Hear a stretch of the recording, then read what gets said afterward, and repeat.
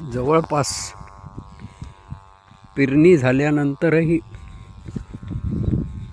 मी 2 महिन्यानंतर आलो. मी यावर्षी माझ्या शेताकडचे जे चक्र आहेत ते फार कमी होत आहेत, कारण तब्येतीच्या कारणानं फारसं येणं होत नाही.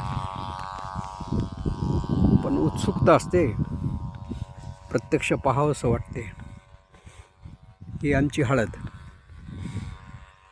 आणि काल परवा आमच्या पवननं याच्यात निंदन केलं, त्याच्यामुळं रान सगळं काळंभोर झालेलं आहे.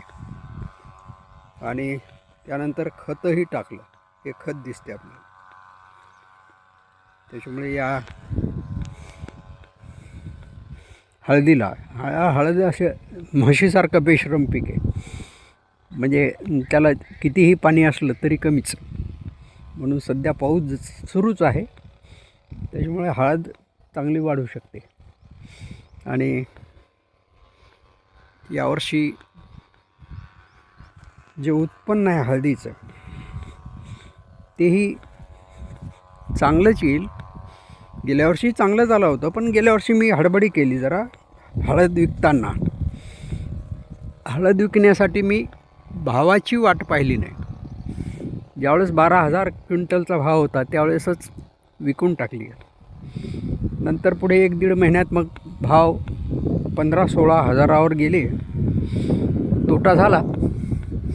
जवळपास 70-75 हजाराचा तोटा झाला. पण ते असे खेळ शेतकऱ्याला खेळावेच लागतात. तसं वास्तविक मला हळद विकण्याची गरजही नव्हती, काही आवश्यकता नव्हती. पण तरीही चुकते माणसाचा ठोकताळा. तर ही हळद यावर्षी.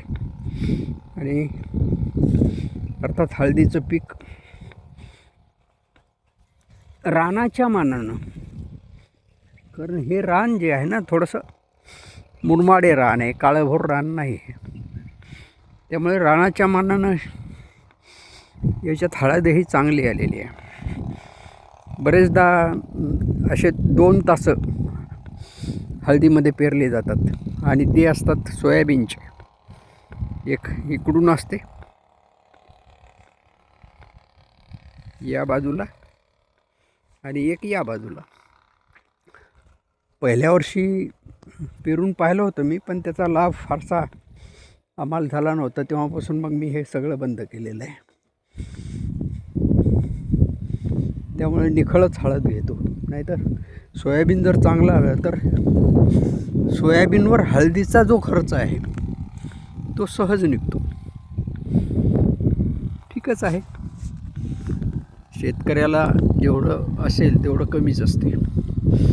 त्याची भूक फार मोठी असते. पण आता अलीकडे हळद आली तेव्हापासून शेती परवडायला लागली.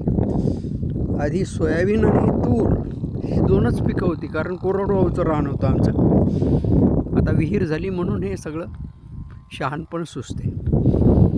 त्यावेळेस उत्पन्नही काही फारसं नव्हतं. तोट्यातच शेती चालत होती. चांगलं आहे.